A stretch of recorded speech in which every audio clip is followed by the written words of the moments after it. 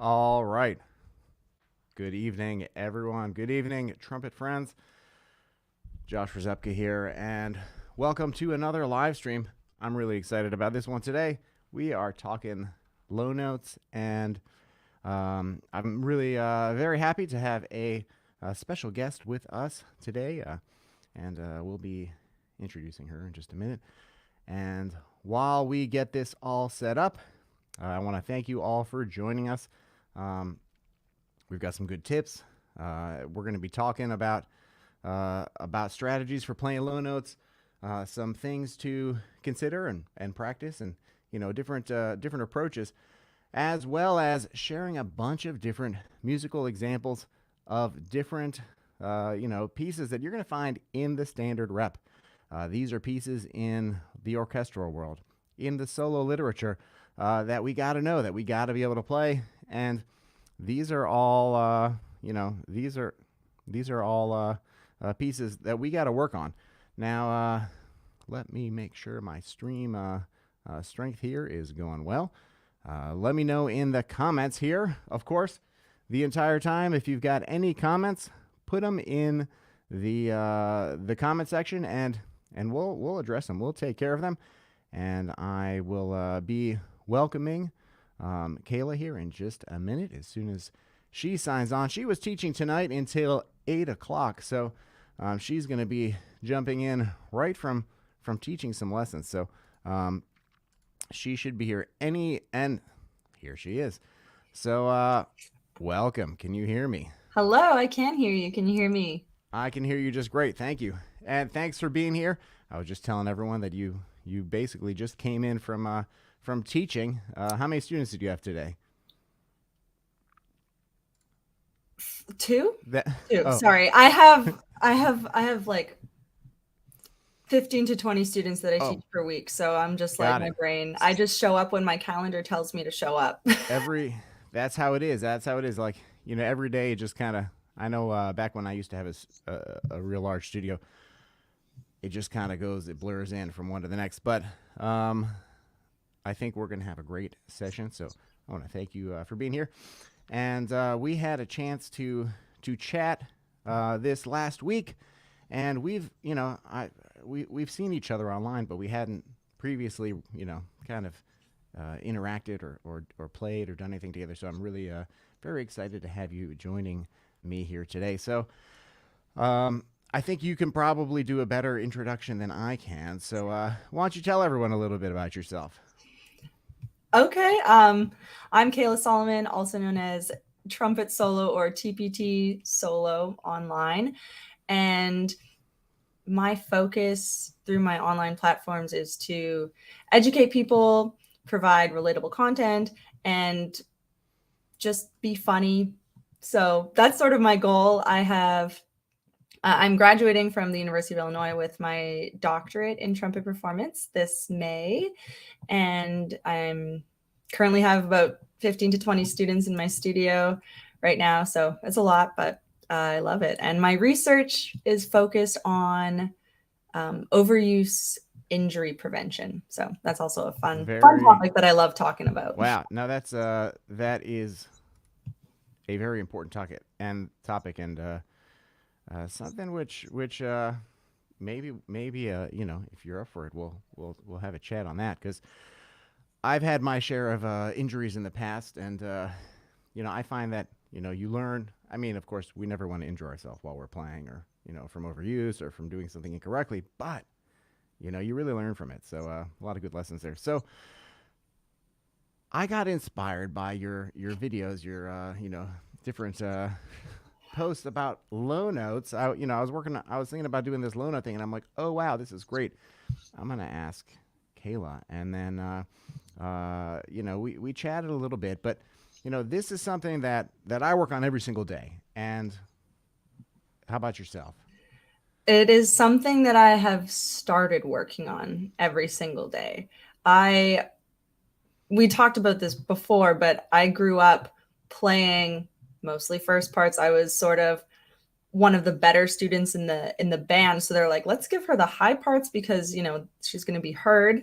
And so I really neglected my low playing for a long time, until like recently in the last few years. So I've been trying to tackle it a lot this year, especially because I'm not in a whole lot of ensembles, or when I am, I'm playing the lower parts. So I'm immersing myself in low notes. I'm playing solos with low notes. I'm playing jazz band music. I'm playing the fourth parts. Like everything's below the staff, and I feel like a beginner again. Yeah. Oh, that's great. I remember my first year at Oberlin in my undergraduate, and all through high school, I'm like, the last couple of years, I was playing lead trumpet. I was all about like first high notes.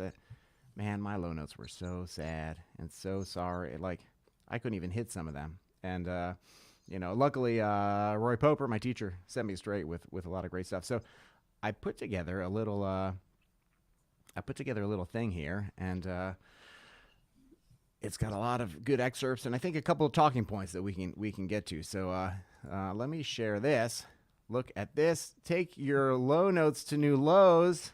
I couldn't say to new highs, but I think there's going to be some great stuff here. And of course, anyone watching, you got some comments, leave a comment below. All right, and we'll get to it. All right.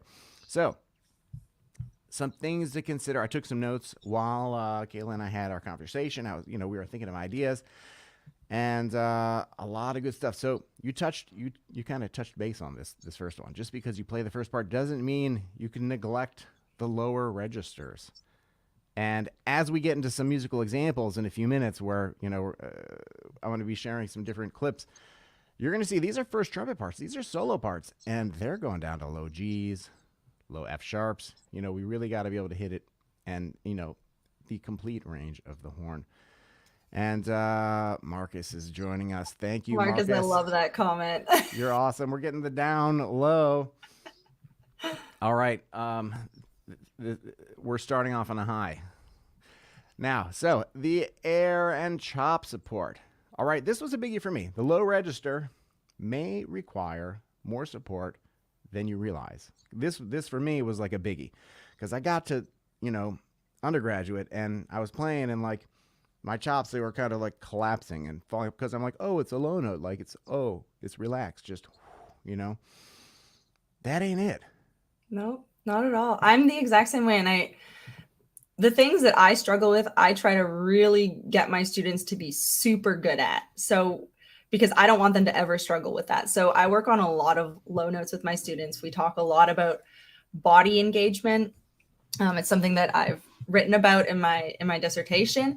And you need so much intensity and engagement and energy to play in the low register, just as much as in the high register. One of my previous trumpet teachers talked about the trumpet being sort of like a horseshoe, and I've took that idea and expanded upon it for like range. So if you think about the amount of energy and intensity you need, if you think of a horseshoe, so like the top parts of the horseshoe, the U, that's when you need a lot of intensity and a lot of energy, forward motion. So that's the low end and the high end. And the mid-range, you can kind of get away with not doing any of that. Obviously, we should practice so that we're always playing with intensity, but those 2 points of the horseshoe are where you really need the most focus and the most intensity in your playing. Yeah, those are the 2 spots where you can't like slack off. Otherwise, it's just not going to happen. The trumpet is like such a something, because it lets us get away with a lot. The trumpet can really let us get away with a lot, to our detriment. It doesn't necessarily mean that we're doing it right, but it's like, oh yeah, you're doing okay, but we're not doing ourselves any favors, kind of by laying up sometimes. And really kind of in the middle register, the trumpet does kind of have that tendency to be forgiving, to let us coast. Yeah. But not for those low notes. So, well, and so many of us start in the mid register when we're playing, when we first learn. So we're like, this is easy. And then like low notes, I just relax. Yeah, absolutely. So what are some things then that you've done in order to, kind of get past that while you're going into those lower notes? Yeah. I feel comfortable in my mid and upper register. So I will use those places as a starting point. So if I have to play a low G, oh my goodness, I'll play a G in the middle of the staff. I'll even sometimes start on a G above the staff, and I'll do octaves down. I'll slur octaves down. And I will try to keep the same setup here and the same setup in my core and in my body for those lower notes. I also like doing like glissandos between the different registers so that I can feel how close they actually are. Because in my mind, they're miles apart. But in reality, they're pretty close. They're right next door. Yeah. Yeah. So last week I did a stream on connecting registers, and I don't know if you caught any of that or not. Totally, fine. But that was kind of one of the things I talked about, which was like, it's so easy to think that the notes are up here, the notes are down here, they're like really far apart, when in reality everything can be just compact and right next to each other, and that's the most efficient and easiest way to play the trumpet. But it's not intuitive at all. It's very counterintuitive. So let's see what we got here. All right, so air and chop support, and what so I'll just kind of say, like, let me play a note or two. A lot of people, when they start getting lower, all right,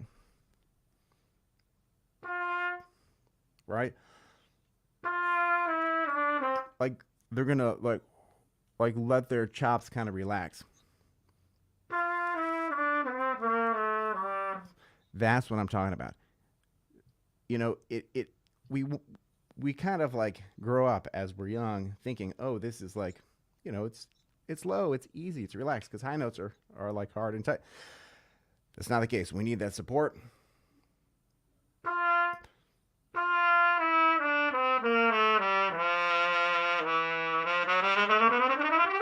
Right? So we gotta just kind of keep things firm, keep things going.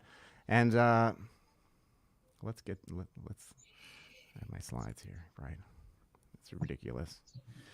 I'm like the most over prepared streamer here. So it's essential, number 3, and this kind of goes right off of what you were just talking about, going with the octaves, and we do have octaves as point number 6. But number 3, the same thing. It's essential to hear the notes with a full and beautiful sound. That's something that we talked about. And, with the low notes, with the high notes, it's, so easy to just think, instead of, it's a pitch, it's a sound. Like, it's beautiful. We have to visualize it. We got to hear it in our mind, and then we can really, play it beautifully. But if we don't think about it that way, like, we're always going to play what we hear, right? Exactly. I think that one of the biggest differences for me between the high register and the low register is that, sorry, there's a train going by my house. One of the biggest differences is the high register is so squirrely. Like, you could aim for one note and you could hit a million others. Like, I love my favorite alternate fingering right now for A flat is 1. And I'm like, that's wrong. But it works. Below the staff, like, you have one set fingering, and it tricks your brain into thinking, oh, I just need to think super low, super slow air, put that finger down. Yeah. So it's all about shifting the mindset of like how to approach these notes versus the upper register. Like, we have to be just as aware of the pitch in the upper register as we are with the low register, because most of the time, as with myself, we are out of tune because we're just thinking low and we just push those notes so far down. Yeah. And we're not thinking about the notes, but also as we get lower, as we introduce more tubing and, kind of like those lowest notes on the trumpet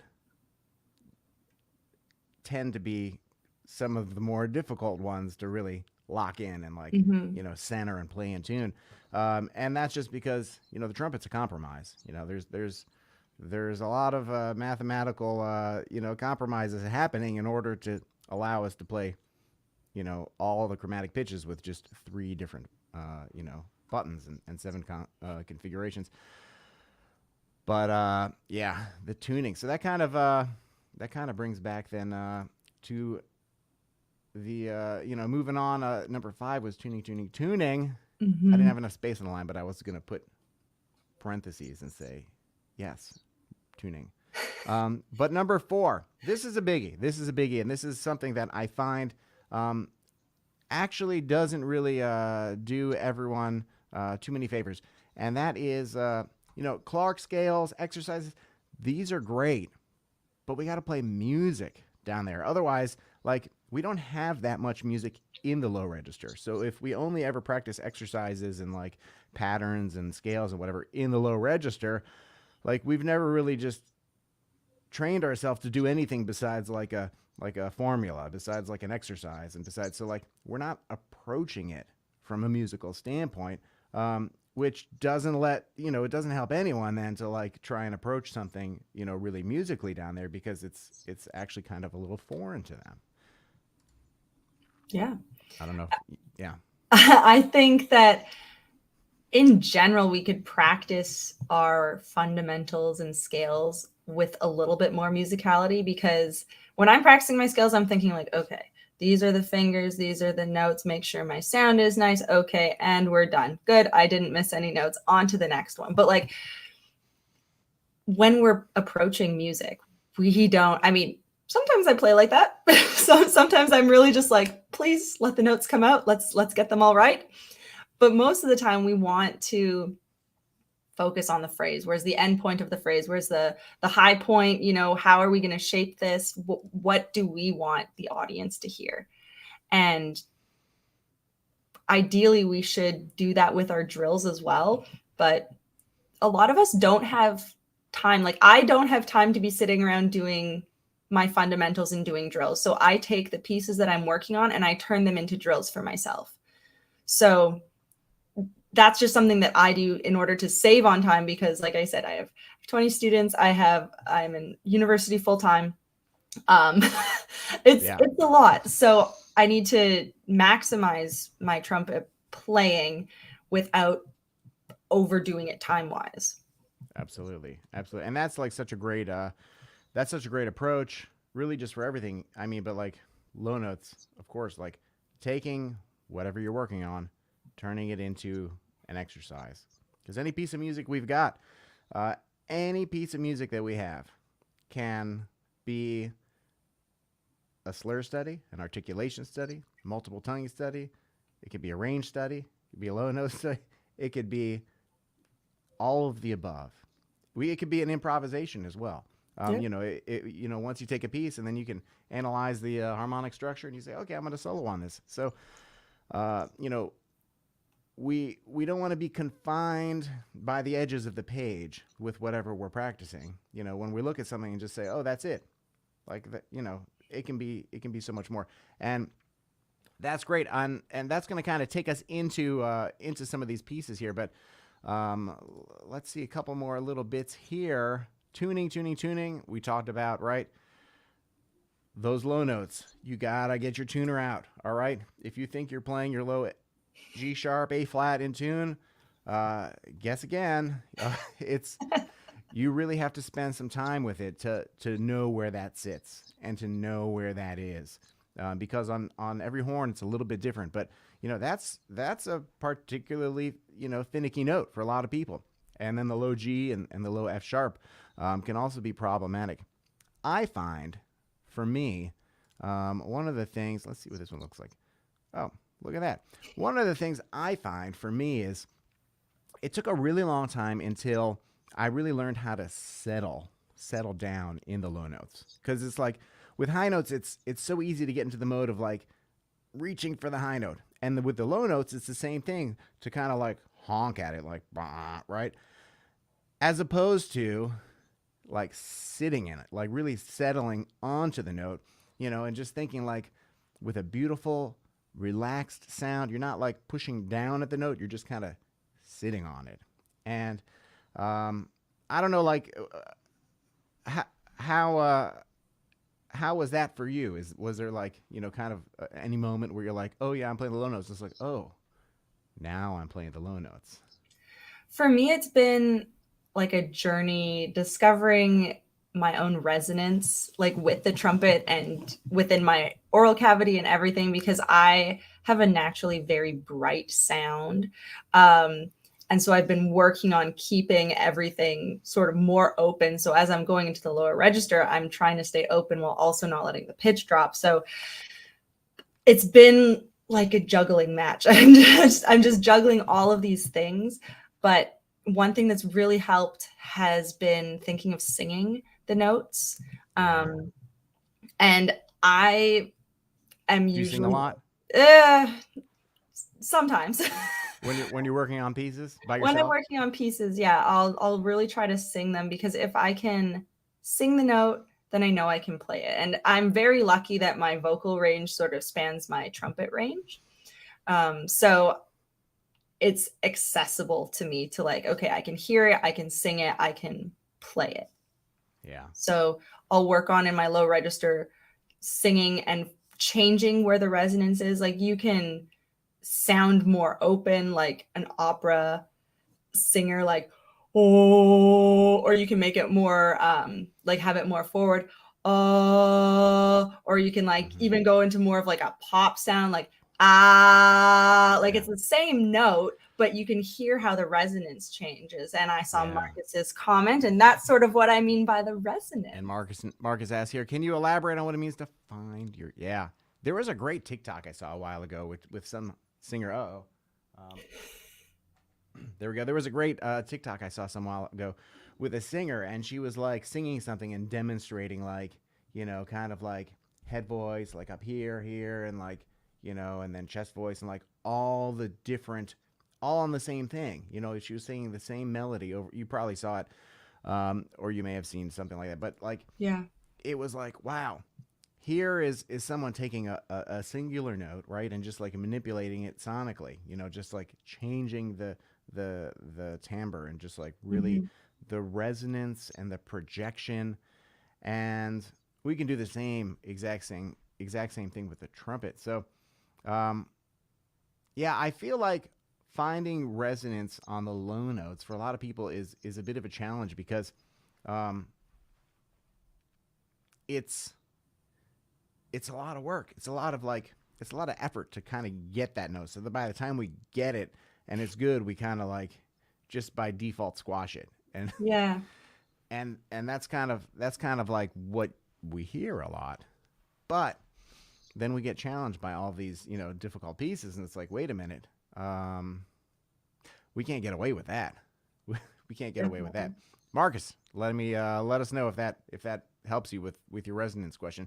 And of course, anyone else, if you're just joining us, we are talking all things low notes. Very happy here to have Kayla Solomon joining me for this live stream session, and we're gonna go through a whole bunch of different musical examples, kind of talk about some things and maybe do a little playing.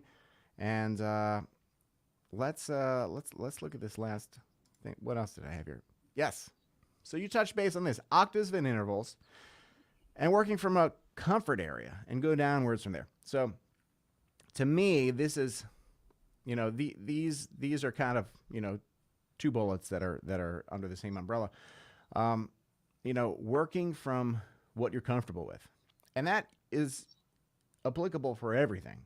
Like if you're working on high notes, you start where you start with what you're comfortable with and you go up. If you're working on, double tonguing, you start slow, you go faster. Like we always want to take our strength and build from our strength instead of like trying to like jump 100% into the boat of weakness and then say, okay, I'm going to make this work out. Like, you gotta you gotta help yourself. Yeah. So Marcus, great. Love that. Thank you. Thank you. So, octaves, that can be great for tuning as well. I do that a lot.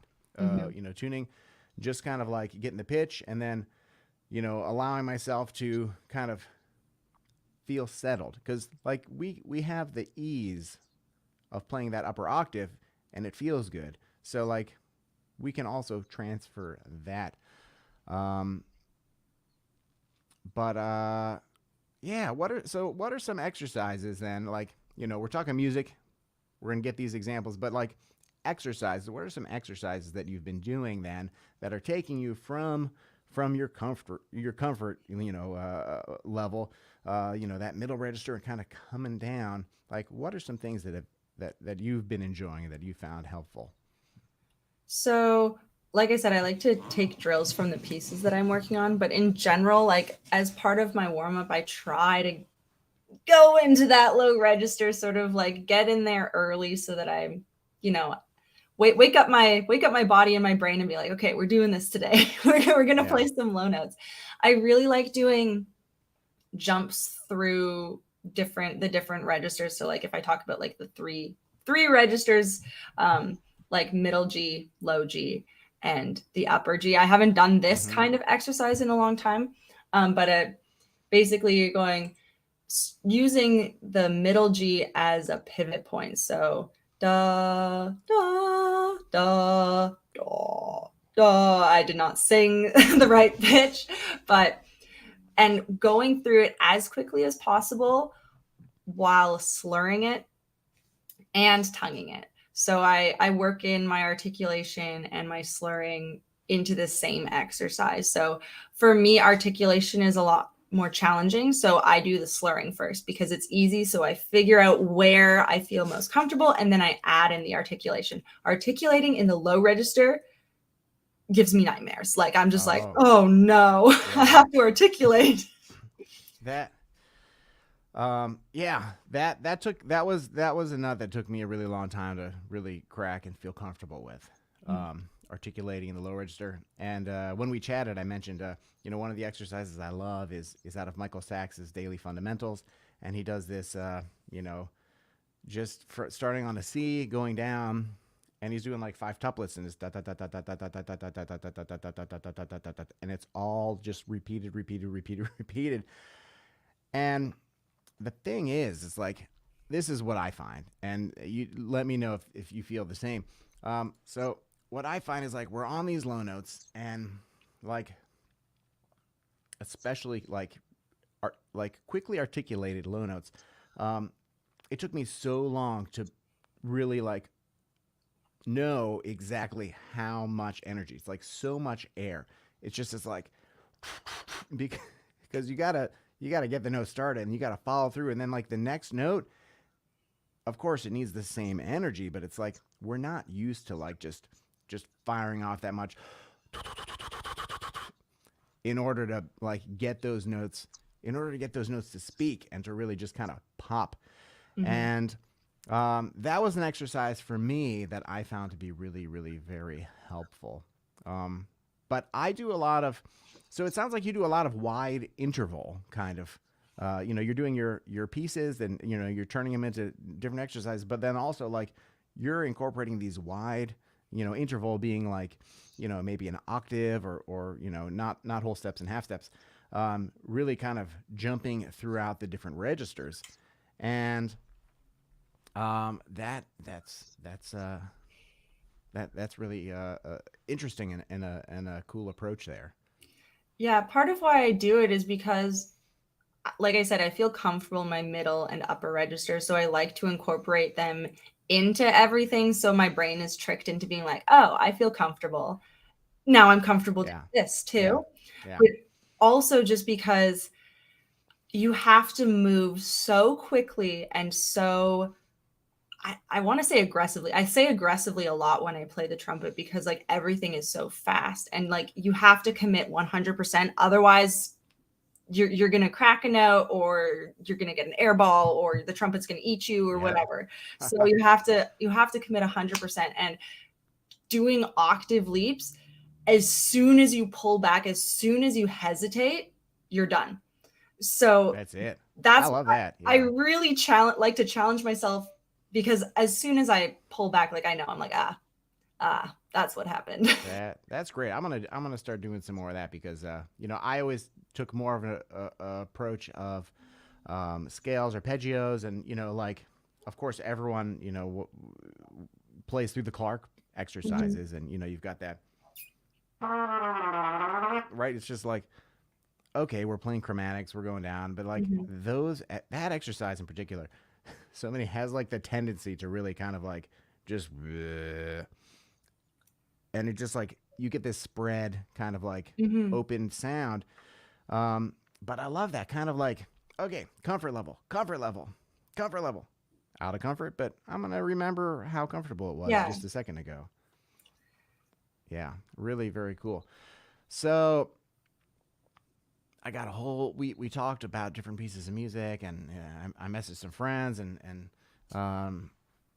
there's a whole lot here to check out. So I emailed you this. Did you have a chance to look at the?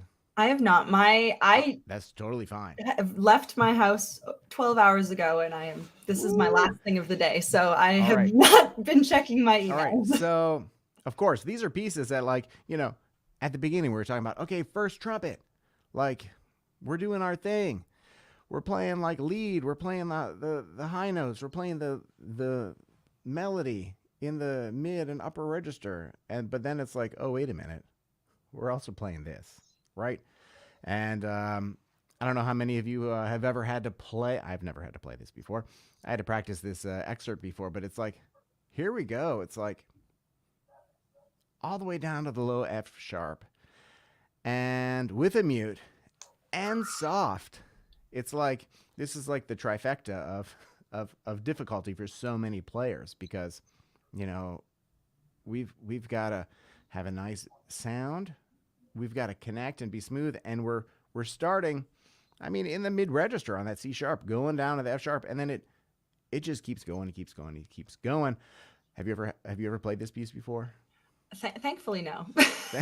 I've had the opportunity to hear it a couple times. I've never played it before. I haven't practiced it also in a very long time. I will say, just because I do have an abundance of trumpet mutes. This mute right here, this is this is by Jan Ballou here in Chicago.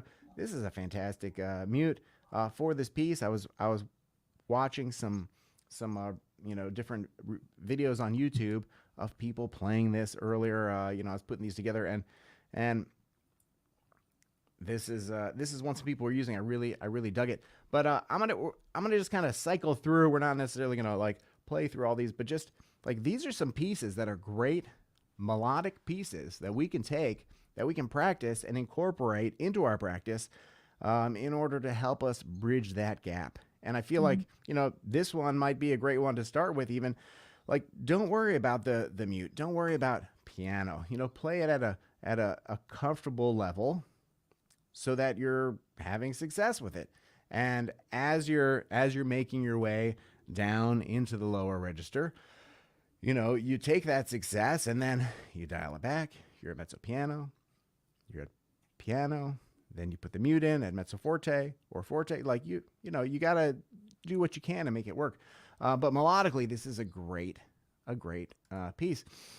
So this one, we all love this. All trumpeters who've been to university, for classical trumpet, are familiar with this. And, this is another one.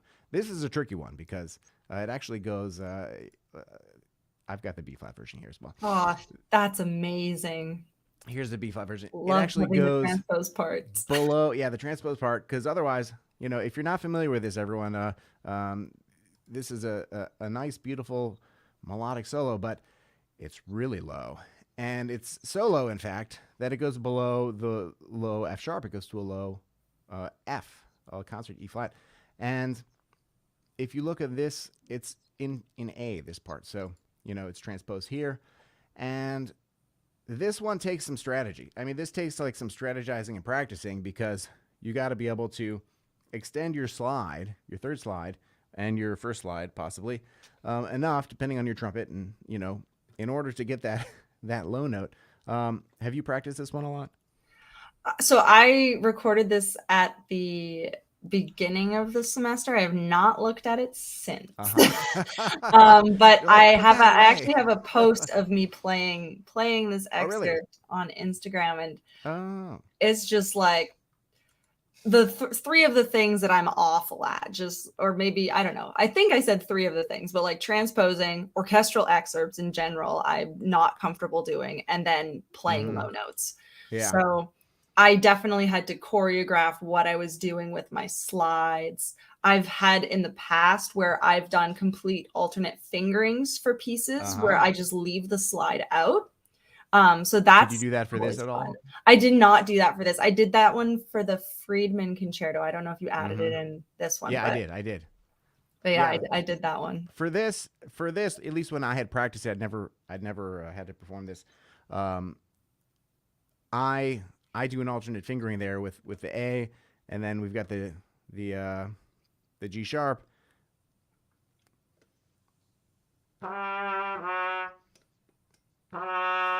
I just play it as 3 with that slide on my trumpet all the way out. It gets there, and then I can do that low F.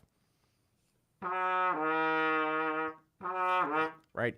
You can get down to it, but it takes, and then you got to get your slides in real quick for that next phrase because it just keeps going, and college nightmares have been activated. Yeah, this is one we all practice and work on in college. This is a tricky one, but look at that on the top, tromba 1, right? This is the trumpet 1 part, so you can't avoid it. You've got to be able to do it. Halsey Stevens Sonata. Have you played this? Yep, many years ago. Right. This is the beginning of the piece. Is it anyone else out there? If you've played this, like I've actually never played this, and I love the piece. I just never had an opportunity or like a reason to put it together. But I do like that beginning. Bum bum bum. It's like, to me, that's a great opening. Yeah. And it's a lot of fun. Ooh, we have a big comment here. Catherine Rzepka. That's my wife. So saxophone player and trumpet enthusiast. Do you typically see more low notes in the solo music because the other lower brasses? Oh, interesting. That's a good question. I would have to say yes. There's more. I mean, there's, in second and third trumpet parts, there's low notes. But in the first part, generally, it's, it doesn't really go into the basement all that often. It's like you're playing Except for Carmen. Yeah. Except, there's like a couple pieces. It does that. And, yeah, I think you see it a lot more in the solo work just because it's like, that's the range of the trumpet. And, a lot of trumpeters are really comfortable playing that full range, and there's some great, incredible trumpeters out there that are playing like well beyond that. You take Pacho Flores, and you take Sergei Nakarikov, and like there's great trumpeters, and they've got their 4-valve instruments, and they're playing all the way down to a low pedal C, and then below that, and they're playing like these cello transcriptions and violin pieces, and it's like, man, and then they're going up to high C's, D's, and E's. It's like, we can extend the range. And Arturo Sandoval, of course, like he sounds like a trombone when he's playing like a pedal C on the trumpet. It just sounds so rich and full and like resonant, and it's really, really pretty incredible. So something like this. So you said you did play this one. Yes. And so that was that challenging for you, that opening phrase? So I believe so. It was, like I said, it was quite a while ago. It was in my undergrad, so it was over 5 years ago, 6 years ago. Yeah. I'm gonna pretend that's when I was an undergrad too. It was difficult. I really needed to think about the notes being further out in front of me instead of down, because I often think like low notes, I'm like reaching down to get them, but no, I need to think about them being further in front of me and my airs going out to meet them rather than driving me into the basement. So that's one of the things that I really thought about for that. Oh yeah, I like that. Yeah, because further out, it really implies like the air has got to, like, if you think something's far away and you got to reach it, like, and you need to reach it immediately, you got to go fast. And if it's further away, you got to go like have that big energy, as opposed to it being like right next door and you're like, oh, okay, I can be lazy. So, really, because that's like especially like yada ba ba da ba ba, right? That nice octave jump. Oh yeah. Um, yeah, I can see it's like, especially those sequential articulated. So was there any exercises then that you'd like turned this into? Do you remember at all? Um, not that I remember, but looking at it now, something that I probably would do is I would, first of all, I would slur the whole thing because I'm way more Mm-hmm. comfortable slurring it. Um, Through all the rest. yep. I would slur it so that the notes are all connected so I can feel like how close they are because they're so close together.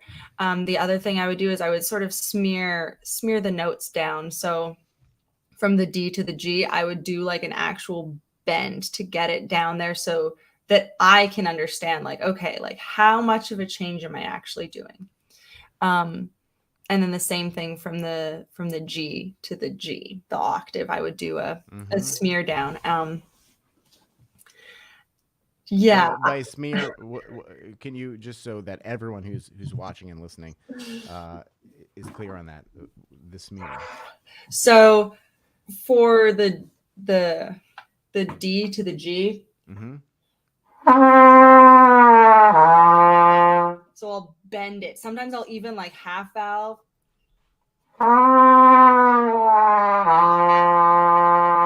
so that I can actually like see how much air I need to change in order to get from the D to the G. And there shouldn't be a big change because with this fingering, there is no note in between that you're going to catch between the D and the G. So.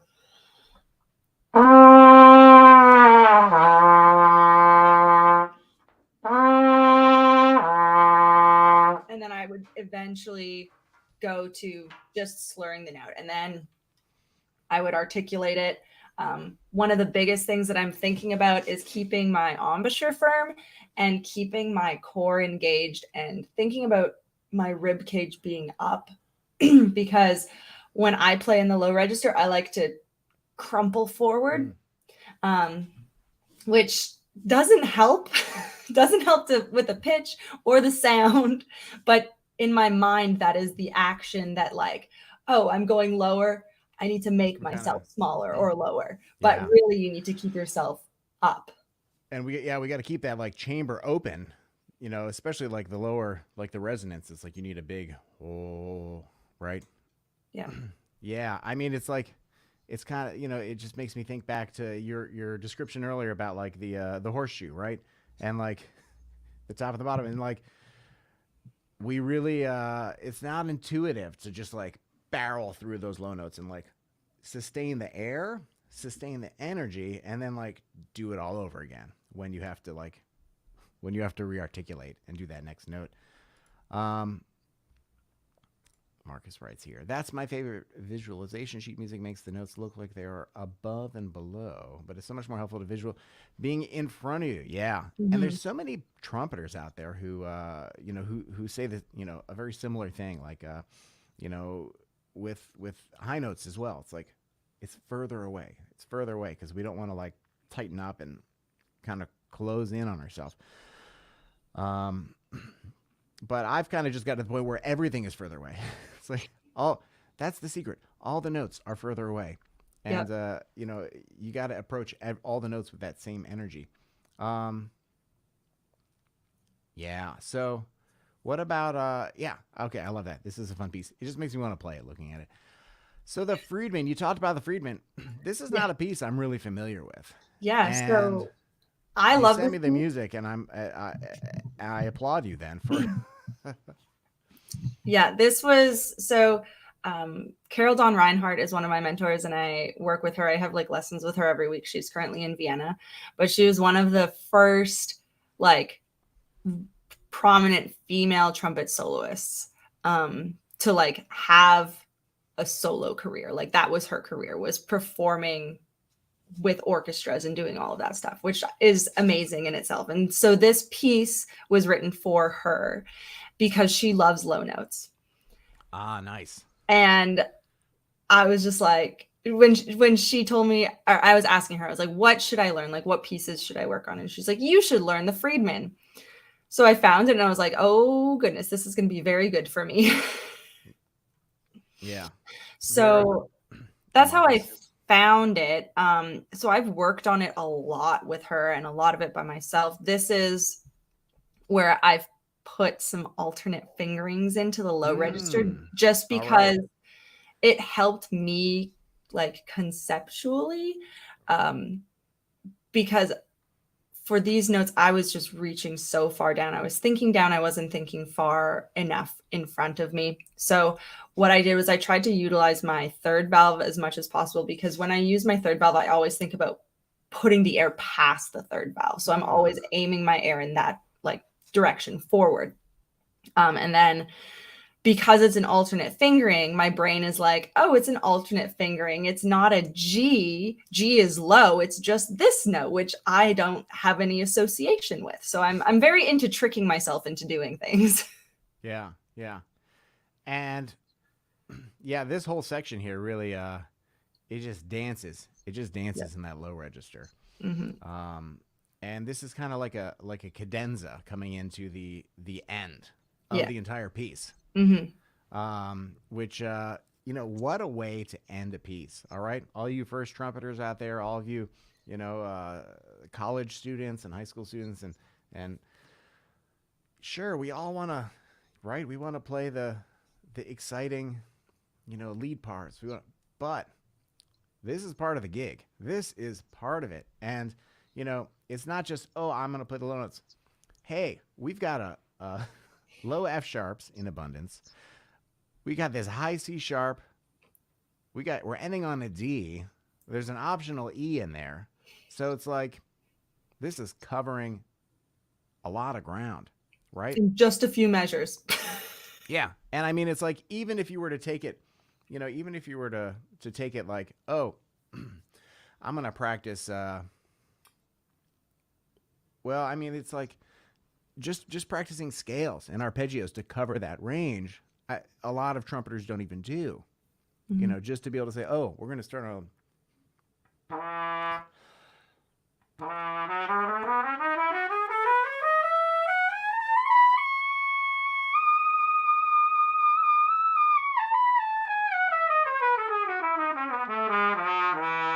Right? It's like, okay, wrong. Couple alternate fingerings there too. But it's like, let's cover that entire range.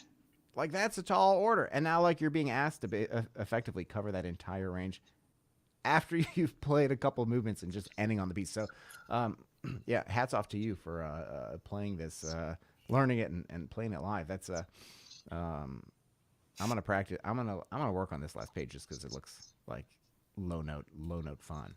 You should definitely play it because it's not, nobody knows it. There are no recordings online. I was looking for one.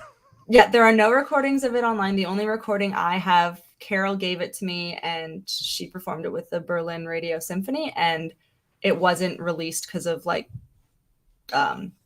copyright stuff. Yeah. So she has she gave it to me as a reference to learn it, but people should learn it. They should play it. Crown Music has it. It's like $15 to purchase the piano and trumpet parts. So everyone should go out and buy it and play it, because first of all, it's super fun and it's super challenging. And that's my little spiel. Great. So now onto a piece that's a little more well known. And is this a piece you also played? I'm currently working on this one. Yes. Nice. So the Des and Clos, I've heard, a good number of recordings of this. I had the opportunity to hear Tom Hooten play this live at ITG a number of years ago.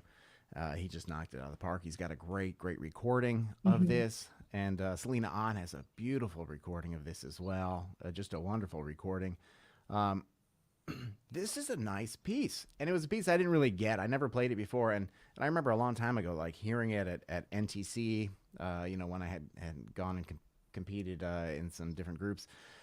And as a jazz soloist as well. And I was like, oh, this is a intense piece, but like it wasn't on my radar. And then, just you mentioning it, and then like me pulling, you sent me the music, but I found my copy as well, and I was like looking at it, I'm like, oh yeah, there is a lot here. So this is ending the first movement. So this is like a thing. Like there's a couple pieces in a row. It's like, hey, let's end a second movement with something from low to high all over the place. Yeah. Oh, let's end a movement from low to high all over the place. So this doesn't start in your comfort range. But we are on C trumpet. So Yes. it's kind of like you could think of it as like an A flat even instead of I know. a G sharp. It's all about how my brain How perceives you, it. yeah. So what's your approach then with this? So let me pull out the whole thing. Yeah, so usually I like to see what comes before. What comes before is 5 measures of rest, which is like perfect. Yeah, so in my panicked brain, I will just put the fingers down and honk out the low note. But what I've been trying to retrain myself to do is to imagine the type of airstream that I need. So I do this a lot with my students too when they're learning about like, you know, playing notes on different partials. Like, okay, how fast does your airstream have to be? How compressed does it have to be? Like, how far are you aiming? So having that visualization before I even start is really helpful, because so often I will just like put my trumpet up, I'll put the fingers down, I'll take a breath, and then I'll lock. I'll be like, oh God, like what is about to happen? So can I jump in with something? Yes, go for it. Sorry. So just made me think about this. It just made me think about this, and this is something I love this. So great. And this is a thing, right? Like we breathe, like once you've breathed, once you've taken your breath, like things are set. They're locked in place. They're like set into motion already. So if we want to be prepared for something, and I talked about this in one of my other streams where I was talking about some breathing exercises and long tones and breathing in tempo, but like if we want to be prepared, because you were talking about resonance earlier, and like the different shape and how we can get these sounds to happen, like we can think about that in terms of our breath, right? A lot of us, it's like a lot of people don't necessarily think about the shape as you're taking the breath, but a lot of people, like particularly you notice it when you're in the upper register and trying to play high notes, because a lot of people take these shallow, like high, like tight breaths. And that doesn't do us any good. We don't want to do that. But like in our brain, maybe we're thinking, oh, something about high notes, I'm going to breathe. But we can have this idea of openness and resonance and and that shape and with our breath, which is going to then prepare us to come in on that low note, as opposed to like if you took a breath the same as if you were going to play like a G in the staff, and then you go to play, it's like, oh, the shape and the resonance and everything, like you've got to have that idea and picture like clear in your mind beforehand. And with this, you said there's 5 measures of rest, like leading into it. So like we can get it into our mind and say, okay, like there we are, right? I had never really thought about it at that level, like the shape of the like resonance, like within my mouth as I'm breathing. But it definitely just made me think about that. Yeah, I think about that a lot actually. And especially like with my students, because everyone could work on their breathing, but if you think about like breathing in the way that you're going to breathe out for the trumpet, because what we want to do is eliminate chances for error. So the best way to do that is to have the least amount of adjustments. So if you have the same setup for your inhale as your exhale, you're not going to be making any changes in your embouchure or in your mouth or oral cavity or anything like that. So that's going to be consistent. That's one of the biggest things that I found for efficiency is like doing the least amount of movement, the least amount of changes, because the more changes in movement that you do, the more chances you have of that sequence of steps going wrong at some point. Yeah, we want to leave it as little to chance and error as possible, Mhm. right? As few moving parts as possible. So sometimes we can get away with that. Sometimes it's a little more challenging. Now, so for me, like this type of a line, and like this would have been really hard for me in my undergraduate and even in my master's, this would have really given me a run for my money. Just coming in piano on that low F sharp and then just wailing on that high concert C sharp, and deliberate beam bum beam bum beam bum beam, right? Really really Mhm. nice. All these really wide intervals. So like the same piece, like you've got this. It's kind of doing like an opposite thing now. Like okay, we're starting a little high and then we're just going low, and then we're going lower, and we're just kind of noodling and working our way around it. Um, I feel like same like for this the same thing. It would just be like a slurred exercise for me, practicing it, like chunking it out really really slow, just slurring sections. Um, I don't know. Do you do the like Stamp would do like fermatas on notes? You know, like the highest note in a grouping, like put a fermata on it, and then do you ever? I do that sometimes, but for this particular passage, I actually flutter tongue to keep my air moving forward, because Yeah. you can't possibly like control your tongue while it's fluttering. Like you just have to let the wind sort of take it. And And that's you one of the can't close things. off your throat or anything. You Exactly. That's one of can't the things close. that's hardest about the low register. So now I just want to hear you flutter tongue some of this. Oh, goodness me. Let me pull out my. Was my mic levels yeah, was my mic level okay the last time I played? Yes. Okay, good. Good to know. I'm gonna put my music up because I'm blind. Um, so starting on the B natural. Um, Sometimes I'll try to start right off on the flutter. Other times I will hold the note and then flutter. I think I'll hold it and then flutter. It's a Okay. little less Yeah. risky for me. Yes. Flutter tongue is a great hack. Mm-hmm.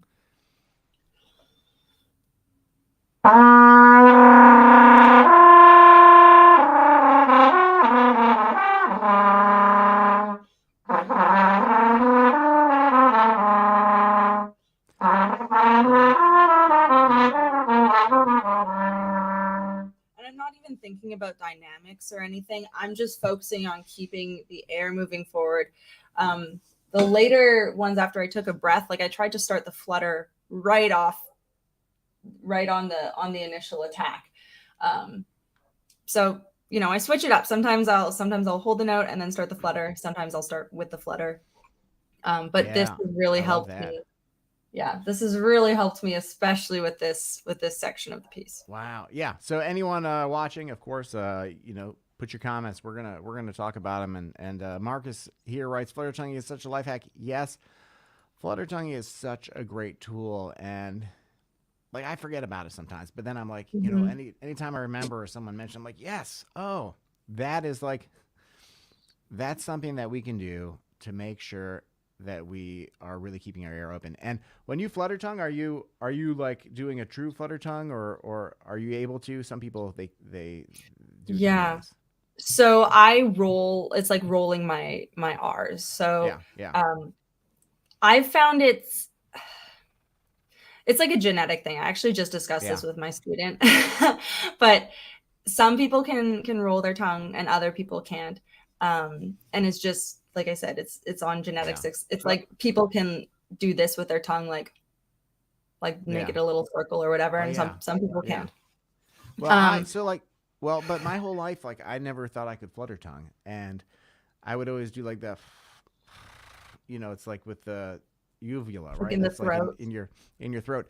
However, I was practicing. I was like, I don't know, I was trying to, figure it out, and I was just trying some different syllables and stuff, and I was like, I felt the motion of what I know a flutter tongue is supposed to be. Like, it is very not intuitive for me and Yeah. very foreign. And it's like, I got enough where I'm like, I think I can practice this and learn it.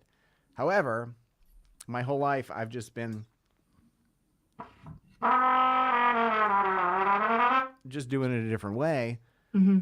I've gotten, away with it, and it sounds fine. So like, there's no need specifically for me to be able to like to incorporate that. But yeah, genetic, like it's a lot of people with language. Depending Hmm. on what languages you grew up I speaking. I think it feel would like. be really cool if you did a segment on like teaching people how to flutter, because I know like some people are born tongue tied. Like one of my friends, Mm. um, the little webbing that connects the tongue to the Yeah, bottom of the yeah. mouth, it extended all the way to the tip of her tongue.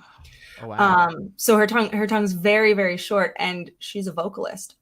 wow. So it's so she like will go on YouTube sometimes and like Google like how to roll your R's, because like Mm. she can't figure out how to do it. And if we Yeah, could, I've been trying to teach some students how to do it because it's such a useful tool for myself. yeah, Like the growl, like the back of the throat growl, yeah, there's so yeah. much tension there as opposed to Oh, see, the mine is tongue totally going forward. open when I do that. Really? I don't That's feel so tension. interesting. Yeah, yeah, I don't feel tension. It just feels like I'm. It's like the fire hose. It's just, it's just, um, yeah. But But it's so yeah, cool. that So that interesting. I love talking to we'll have people. to pull that together and like do a chat about that. Um, so I love that flutter tonguing some of this. So then really, it's like, do you practice like you know just as like a tool to be able to use flutter tonguing on some of that? You ever do it with like other exercises or to practice throughout the registers? Yeah, anytime that my tongue is feeling heavy, I'll flutter tongue. So the flutter tongue, like it helps me loosen up my tongue, because most of the time when my tongue is really heavy and I'm articulating, it's because I'm like trying to force the articulation. Yeah, And the articulation shouldn't be forced. It should be very light. never. So I do practice fluttering like throughout all of the registers. I really like fluttering, you know, challenging myself to get into that upper register, because I Yeah, like upper register playing, and like yeah, doing a flutter in the upper register, it's like super intense. Like you like crank the intensity up. You're like playing high. You could fall off the note at any time. It's just like it's like a rush. I don't know. yeah. It and it's difficult. Yeah. Um, wow. Yeah, great. Uh, so excellent approach. So this is. Have you ever played this? I have This not. the Dakshit's arrangement. I love this piece. I've had a chance to play it on numerous recitals, and I actually one time I actually played it from memory. This one it goes down to a low F there though, like so, Mhm. like you're getting there, and if you look if you look at the top of this, um, I mean you've gotta span the whole range of the trumpet, up to that high D sharp, down to the low F, and there's some great recordings of this. If you if you're anyone out there, an advanced player looking for something just a lot of fun and a good challenge, this is it. For me though, this was hard. I mean, it's a hard piece, but this low part was harder for me than like all of the, any of the other parts, the double tonguing, the high part, like this bit right here, because you're coming off of this big kind of cadenza, right, and then you've got this right,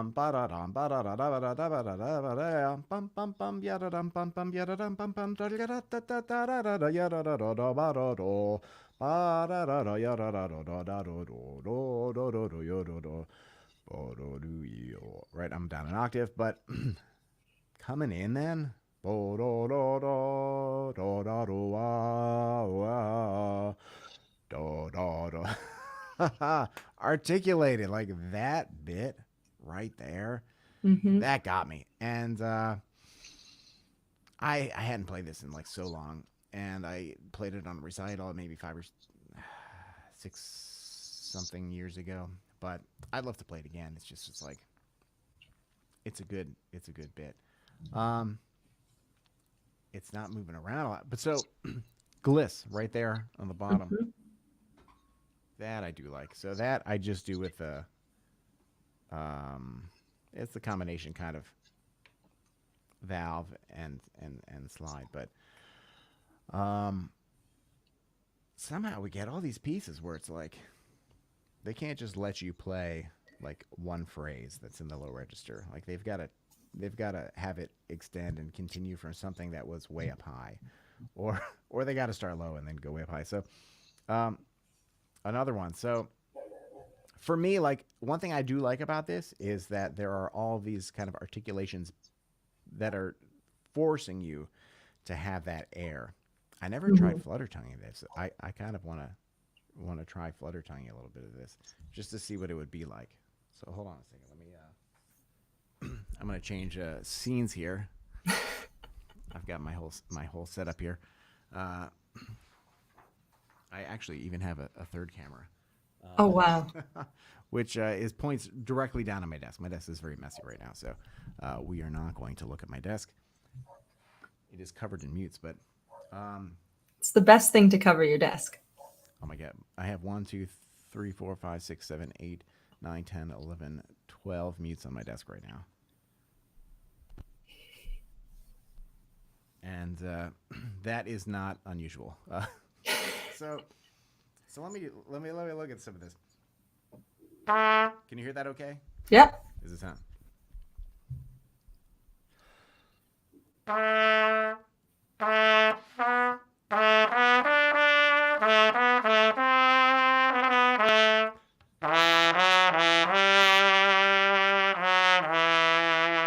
I mean, getting down there is hard, but flutter.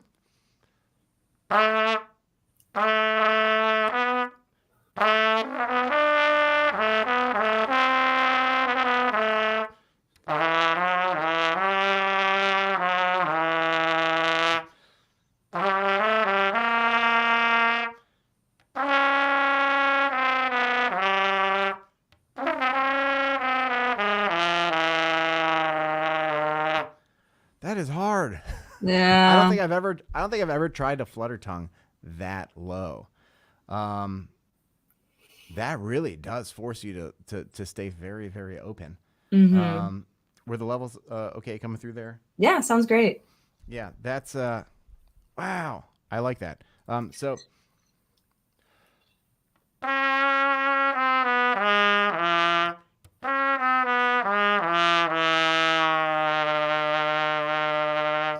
and of course you got to just like hold it on that low F. Mm-hmm. Um, what a yeah, this is a fun piece.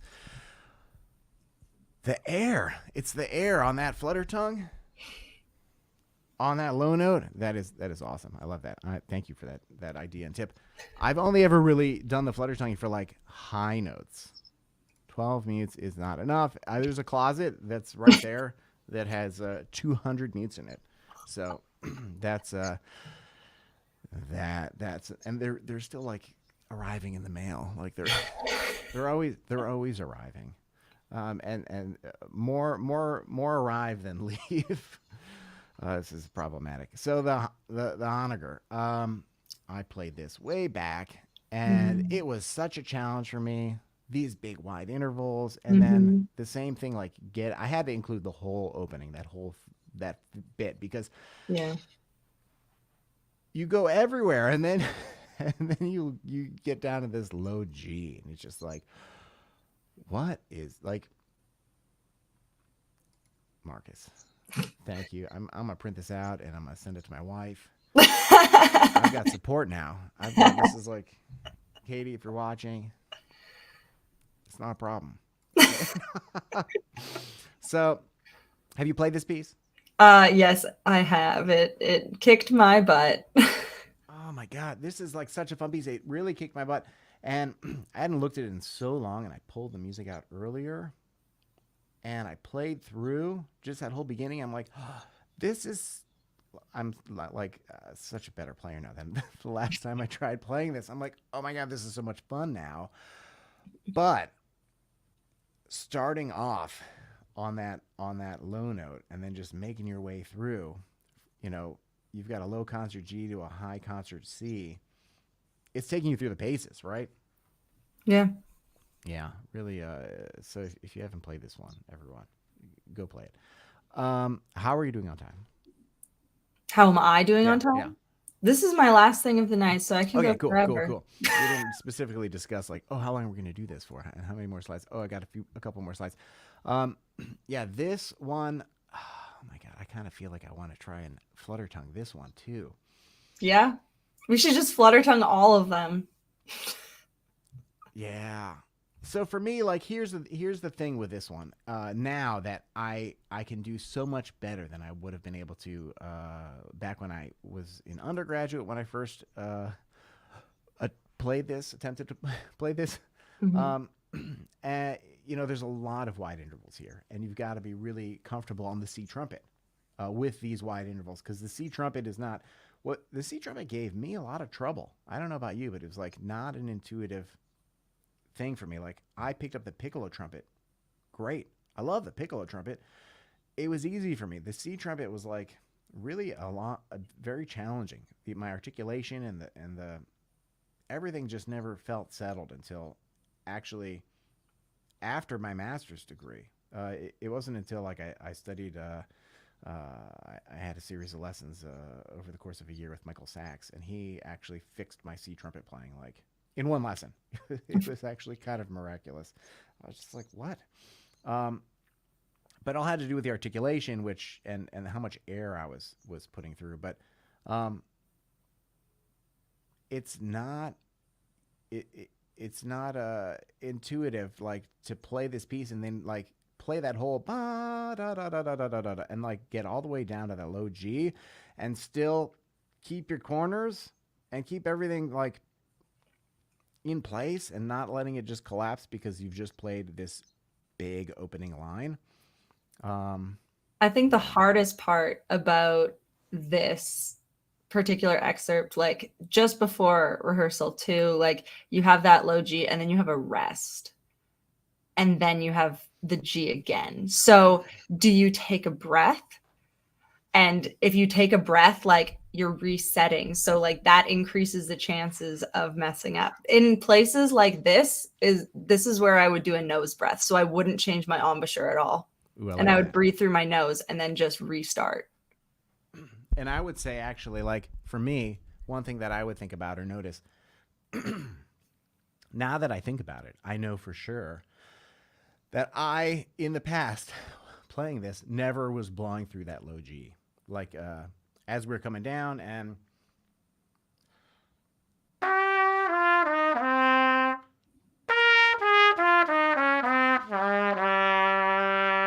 like we get like, oh, the rest is coming up. Oh, Mhm. I've just played this epic intro, and then it's like, oh, there's a rest. I can let up. That's the kiss of death right Forward. there. And I can see 100% why you're like, oh, I would do a nose breath there. Like I wouldn't even want to breathe there. Just strategically helping us like stay in the right like frame of mind in the right place to make sure that like uh, we don't allow our like something that we don't want to happen technically. Um, but I kind of feel also like that whole line, flutter tongued, would achieve really kind of the same thing, Yeah, right? So that would be. I kind of do want to try it. do it. Not the whole beginning. Not the whole. That would be a mess.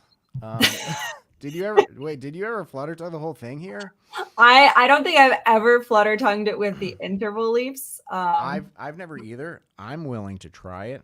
I I definitely might try it in my own time. I don't mind Away from trying. a live I don't stream. mind trying a little bit live. Right? This is an experiment. No one's paying me here to be on a game. right? Let's see, for me, like starting the flutter tongue on a low note is really challenging. You have to be really aggressive.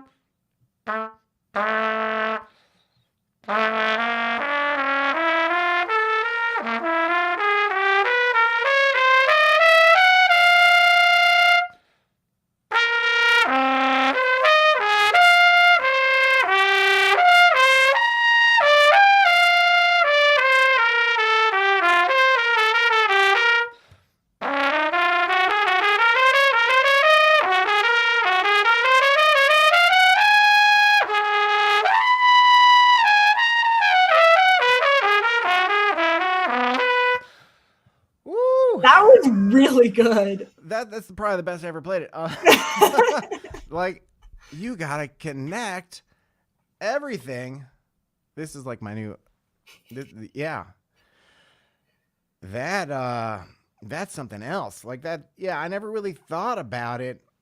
See, I always thought about flutter tonguing as like, oh, that's a great way to like stay open while you're going high or doing something. But I never thought about using it in this capacity. Well, I certainly never thought about like these wide, something like this. That's, it's only because we're going live and I'm like, yes, I'm going to try it. I'm going to go for it. But yeah. And then, so I didn't continue, but, I did want to try that part where it just goes down to the low bit. Where did I end? You ended right before the E to the A leap on the.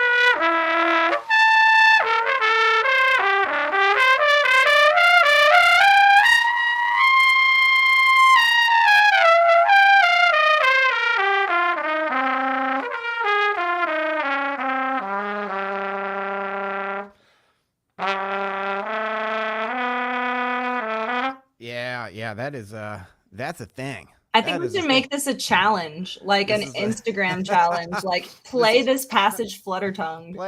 Yeah, this is the Honegger Flutter Tongue challenge. This is that's like this could be like a whole new like meme account. Good challenge account, but the way that my air feels, what a great strategy. The way that my air feels connecting all these notes, particularly the low notes, like this is a new hack for me. I'm like so excited about it. Like the flutter tongue for the low notes, because I've literally never tried. That's never been like a thing where I'm like, oh, I'm going to do that. Like that makes sense to me. Like, but I really love it. Ooh, I like that now. Ooh, thank you. Flutter tonguing has been one of my favorite hacks for a long time. When I couldn't tongue fast enough, I used to like, especially for like passages like da da da da, I would just roll my tongue. I would just go da da da da. Marcus, thank you. Da, da, oh yeah. Da, da, da. So just kind of like do what you can, right? Exactly. Nobody notices. And I play trumpet. Hey, I play trumpet too. So do I. We all do. That was thank you so much. We're having fun. Like that's the thing here. I'm doing these sessions. I want to, of course, we're talking music. We're talking trumpet. We're getting into it. We are learning. Like we're doing fun stuff. But like, you gotta have fun. You always gotta have fun. Like all of our favorite and best performers in the entire world, if you watch them while they play, they're having fun. Right? Mm-hmm. Even the ones that are like really, really serious, they're actually also having lots of fun. So, I think that's important. So what else? Oh, that's the end. I made a slide. I made a slide so we all know how to connect with Kayla. So in this style of albinism, have you ever played this? I have not. This is another great one. Terry Everson, my professor from Boston University for my master's, one of the great soloists. He's just the greatest guy, incredible musician, amazing teacher. And he got me hip to this piece. He recorded it. He actually has an album called In the Style Of. And he plays this piece that's got so much character. This is a great like little solo piece. And it also kind of jumps around quite a bit. And yeah, this is one of these pieces where also that gave me some trouble, even though it's only a couple pages long. But like once you play this, it's got this kind of like yum bum bum bum feel, like this kind of Spanish kind of you know it's just got so much character to it. So all these all these lines, ya da da da da da da da da da, ya ya da da dum, ya ba da ba da ya ba da ba ya ba da ba da ba da ya da dee do ba ya da da da ya da da yo. And I'm not gonna try flutter tonguing this right now, but um, it does just kind of it makes me think back again. Like for so long I was trying to just like force the notes and make them be in their place instead of like really letting them sit and get to where they needed to be. And that's because I wasn't in full control. I didn't have the support that I really needed all the time. And it takes a long time to develop that. And so I practice low notes every day. I do stamp. I'm playing pedal tones. I love doing exercises down to like from the mid range into the pedal range and then up to the upper register and like kind of spanning very, very wide registers. But I usually do it more scalar or quarterly, as opposed to like these big intervals that you I do scale patterns too, but something that I really like doing is the intervals because it's something octaves. that I also need to work on. Yes. So that's but you do have kind of like this octave thing going on here. The same thing. You look on that third line, right? You look on the third line of this, and this is like a good octave exercise too. I did kind of. This is like the beginning of that third line. And then that last measure.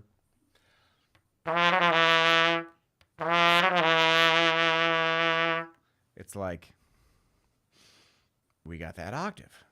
And I feel like I could have taken this whole thing and just turned it into like all these different exercises. It was a missed opportunity. I never did. But there's a lot good to it. But you might like this one then because it's got some good high notes. It's got some good wide intervals there. It's got some good low notes now for you. You're going to be like the low note expert in no time. Oh yeah, that's the goal. Right. But if you've never heard it, I haven't played this in eternity, but this whole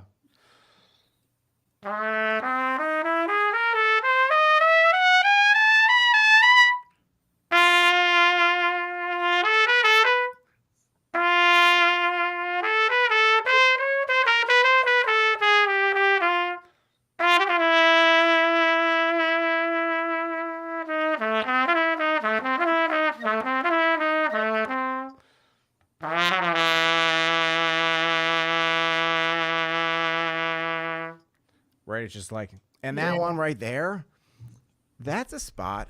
See, I didn't know better. I didn't know that I should have flutter tongued it because then I would have been able to. Oh, I totally hit the wrong button there. Then I would have been able to play that low F sharp and sustain it. So I don't know what I just did to my controller there, but here we are. So these are the pieces that I kind of picked out. And any questions from anyone? We still got people watching. Thank you for joining us. This is I've been having a lot of fun. I hope you've been enjoying this. I have been. It's learning about all of these fun pieces and fun techniques to tackle them. Yeah, and having so my camera went somewhere. But it's coming back. And I think this is what it takes. This is what it takes. Like, as you can see, like we've been here an hour and a half almost. We're talking about low notes, and it's just like we're going through pieces, and every single one of these pieces is kind of like inspiring us in a different way. That's what I feel. I'm looking, I'm like, what? This is a new challenge. And then, like, bouncing these ideas off, it's like, wait a minute, I never thought about it that way. I love that. And maybe because I don't know, I felt more comfortable with a lot of some of these low notes. Like, once I got into it because of the stamp, that I never really had to think about some of these exercises, but I was still having trouble and I didn't know exactly what it was. And that yada yada.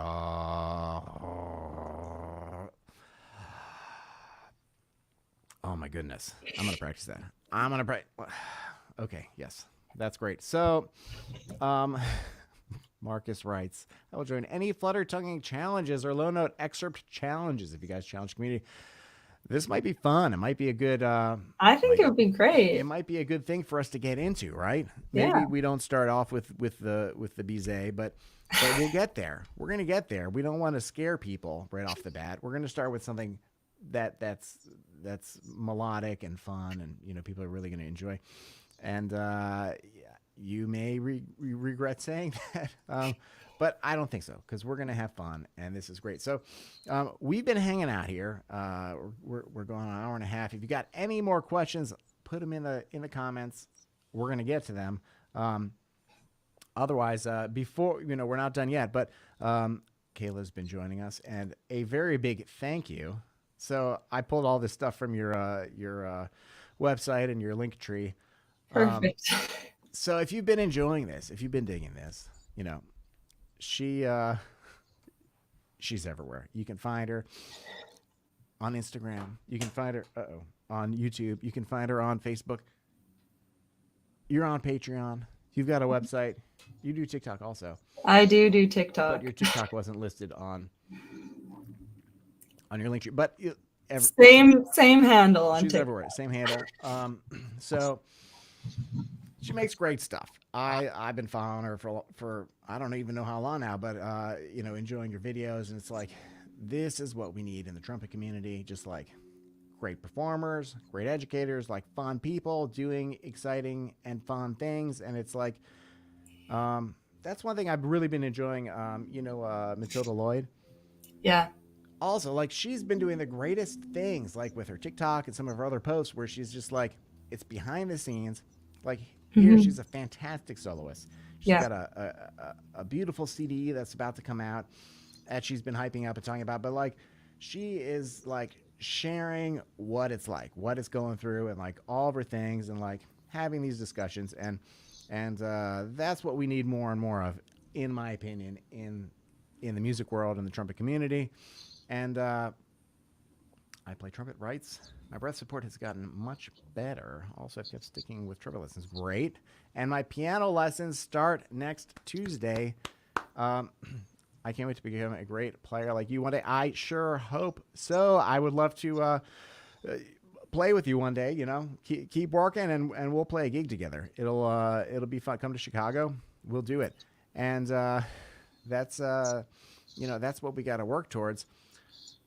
We got to inspire each other. We got to, be inspired by others, and we've got to be open and willing to accept that inspiration. It's very easy to be closed off and to try and think of all of your musical colleagues as your competition, for instance, because music and school is kind of instills that in us at a young age.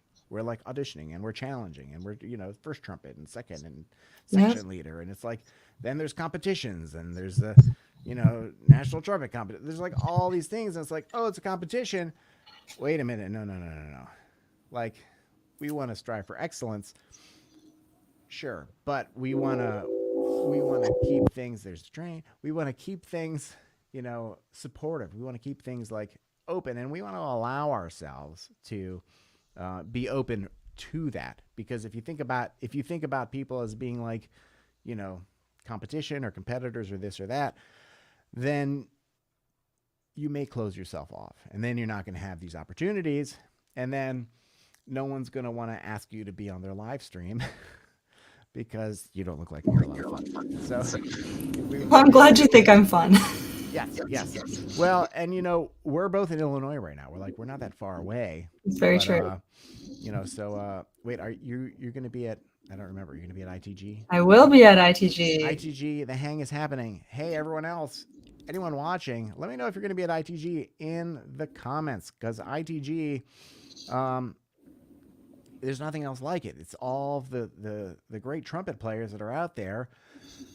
So many of them, they all, kind of come together once a year. And I mean, there's different times that people come together, but the ITG is really kind of one of the largest and like most epic gatherings that happen. And, you go and look on the roster and you see all these great players that are coming and you can go and you can hear their concerts and then you can if you're old enough, you can go to the bar and have a drink and hang out with them. But they're around and they're just like chilling and they're hanging out and you can talk with them and it's incredible. And all the vendors are bringing like all the different instruments and mutes and everything. And then wait a minute, I play trumpet. Okay, so we're getting into this. And then then we also have so many players that aren't on the official roster, right? Like the roster says, "Oh, these people are coming. Everyone's." But then you look at the you look around when you get there and you're like, "Wait a minute. All these other people are there too." And they're just there for the hang. They're just there to network. They're there because they brought their students. They're there, and it's just this is an incredible. Wait, I play trumpet. I played with you in Chicago at Artist Lounge Live. Okay, so this is a friend of mine already. This. Oh, this is incredible. Okay, so great. I play trumpet. This is Ella Gribble. Ella, what is up? First of all, those chocolates you gave me were so delicious. So this is a young student. She sounded fantastic, and she came to one of my shows, and we had a lesson in between a matinee and the evening show, and she brought her trumpet, and we had a great time, and then she gave me this nice card, and then these delicious chocolates. I gotta say, so the next time we play, please bring some more chocolates. And I'm glad that you're here and that you're, that you're sticking with, what I've been talking about breathing and that fullness of sound and support. And I mean, it's everything we've been talking about in this, just as it applies to the lower register. And you know what? There was something that I didn't write down that I didn't put out there. There was a quote I wrote down. Oh, is it the low horn part? And I loved it. And hold on a minute. I got it right here. I made a Google Doc. And what did you say? Well, you said if you can't hear them, you can't play it, of course, right? But then there's not low trumpet and high trumpet, just trumpet. Yeah. Just trumpet, right? This is great. It's just trumpet, right? And the easier and the quicker that we can get to that, like, I feel the better. Because if we start thinking low is hard or high is hard, that just makes things more challenging and difficult for ourselves. Unnecessarily so. Yeah. So if we don't have any more questions from anyone, this is last call. All right, last call. Kayla, do you have any questions? No, I think I want to learn your process on like how you taught yourself to flutter tongue. I think that is fascinating to me. Yeah. Because I don't know how to teach that. Because I've yeah. always been able to do it. It really only occurred because I was like, I think it's because I was working on like some different language stuff. And I was trying to create some of these like sounds that I was a little more unfamiliar with. Right. And then like I was in the car and I was listening actually to like a playback of something while I was driving. Because whenever I go on big trips, I mean, the last couple of years, I was studying a new language for like, I don't know, 2+ years. I haven't had any lessons in a while. I kind of took a break. But this last last September, October. Um, my wife and I and some friends, we took a vacation and we went to Tanzania, and I learned Swahili. I studied for a couple of years. I had a teacher in Tanzania, and that's not like a language that's specifically where you're rolling and fluttering and all that. But um, the course is called language transfer. That's what I was using, and then I also had a one-on-one teacher online that I was studying with. But this course is called language transfer, and this guy is like brilliant, and he has all these different courses. So I was checking some of them out, and he's got like a Spanish one, and he's got an Italian one, and he's got like so. I started going to the Spanish one, and I was Mm. like, oh, let me get back into this because I studied Spanish for 2 years in high school, and it may as well have been 2 weeks. It may as well have been 2 months. Like, I, right? I don't, my mom's a teacher, my sister's a teacher, my grandmother was a principal. I love teachers.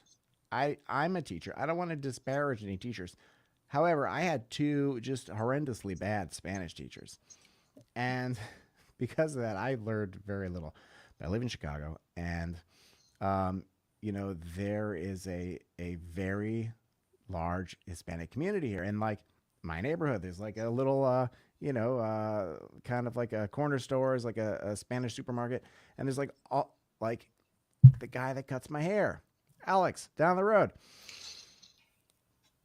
English isn't his native language, so it's like I've got great opportunities to speak Spanish. So I'm like, okay, I wanna try and learn some Spanish. So I started putting this course on it. I'm like driving, and I'm like, okay, I'm gonna practice some new languages. And it was through that I was like, oh, boom. Sorry, this is like a long explanation No, of that's very but interesting. but it was like, boom. It was only because I was like, I'm gonna try something new. I'm gonna try and be like, can I really try and get this accent and learn, you know, learn a little bit more Spanish. And it was just like in the car, I was like, oh, that's it. Like the flutter tongue happened. And I think it kind of gets back to what you were talking about the lightness of the tongue. And for Hmm. me, my like predisposition, my like general like state of being for playing the trumpet is not particularly to have a light tongue. And for a long time it was not, and especially when I was playing high and lead and all this, like I actually had an injury a couple of years back that was entirely caused because I was tonguing too hard. I had like a throat, like neck kind of tongue injury, and it was really rough. And it actually like felt uncomfortable to play for almost a year. Wow. It took a long time for me to get over it, and like I had to go to a ENT, and I took a. There's this incredible. I hope none of you have to experience this, but there's this bendy camera on a stick that they can take and stick into your nose, and then it goes down your throat. I have a video of this, and they can inspect to see like is there damage or inflammation or whatever. Everything was cool. It was just like a repetitive overuse stress injury Hmm. that had caused some inflammation and like like a prolonged and I had to meet with a speech therapist actually who specializes working with vocalists and musicians, and get some exercises and different like techniques for like kind of stretching and loosening myself up. And then I really had to say, okay, like I can't let this happen again because that was horrible. Um, and like I tore in this band playing like a commercial lead trumpet book. It's like very demanding. So I was like, okay, how do I get past that? Like I got to lighten the tongue up, and that was something that like for me it just isn't the natural state. So like it takes a lot of effort for me to like too many years of doing it the wrong way. It's hard for me to kind of get away from it. And that was something that like was a biggie that I learned from Michael Sachs, and his whole thing about articulation, at least to me, was like we don't need to use our tongue with any more effort or like weight or heaviness as when we play as when we speak, like when we talk. So if you're going ta ta ta ta ta ta ta ta ta ta ta ta ta ta Hmm. ta, that's literally all we need. The rest of the energy comes from the air, and it's hard. Oh, it's so hard to do that, especially once you start getting to the low note and the high notes. It's like, Yep. um, so all that to say is that like my tongue never was specifically like even ready or in the position where I could, you know, feel like it was loose enough to that flutter tongue was going to happen or even occur because it just Right. was like not like where it naturally was. It was just kind of always like kind of more firm and like so it's only like when I think about it being really light and then like the air kind of like it was like oh it's just bouncing and dancing on the air like Yeah. that was it. So yeah, that'll have to be that'll have to be a thing. And Marcus, you get the plaque today. You write the best comments and the most comments, so we appreciate you. This is great. Thank you for sharing your wisdom, Marcus. We're gonna have you on and the multi-track. We're gonna have a whole thing about that. It's gonna be great. Ooh, that's Um, exciting. yeah, we're gonna do a session because they're doing great stuff with the multi-track competition, and yeah, well, I think we did it. We did. This is it. It's been a lot of fun having you, and I appreciate you taking the time after a long day and teaching and everything, and sharing and being with us. I appreciate that very much. So Thank you.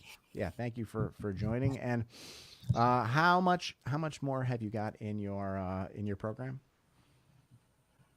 For at my school? degree, Yeah, for your degree. I'm just coasting. My dissertation was officially deposited today, so Oh, what? yeah. This is great. So you're coming up on the end. Yeah. Which and are you gonna we did discuss some of this a little bit earlier, but you think you might hang around the Chicago area a little bit? I Get have a one. contract in Minneapolis this summer, so Ooh, I'm gonna be up there playing excellent. and then moving back to LA afterwards. So And then back to LA. All yep, right.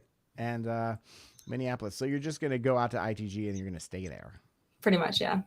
Yeah. So everyone, if you're not aware, ITG is in Minneapolis this year. So it's gonna be a lot of fun and it's gonna be a hang. All right. Well, Kayla, I want to thank you again for joining us. And everybody, this is where you can connect with her. Go follow her. She's got great stuff. Subscribe to all of her things. Go check out her website. And thank you for being here. Cool. And Thanks for anytime, inviting me. of course, anytime you ever want to hop on a live stream again, just give me a holler. Let me know. For sure. And we'll have you back. But this this is all we got for today. Next week. Wow. I don't know if there's going to be a stream next week. There may not be. I'm definitely going to be traveling next week. I'm going to Ohio to hear Michael Sachs play a trumpet concerto that was written for him by Wynton Marsalis. And Yeah. speaking of low notes, that actually, Sachs, I met with him a couple weeks ago. He brought the whole score. We went through it. It was crazy. And he was like, oh, yeah, like all these low notes, low G's, F sharps, like all over. And he's like, yeah, I told Wynton, he's like, don't be afraid to write down there. Like I know like some like first players or principal players like, they want to pawn off the low notes to like the assistant or someone else, but he's like, no, I love it down there. Like write whatever you want. So there's a lot of there's a lot of that in that piece. And the same thing is like all these complicated big lines ending like on a low G that's like piano. Yeah, that And sounds it's like, about right. yeah. So there may be a live stream next week. But all right, that's what we got. Thank you so much. And I appreciate all of you being here, and I will catch you all in the next stream. All right, take care.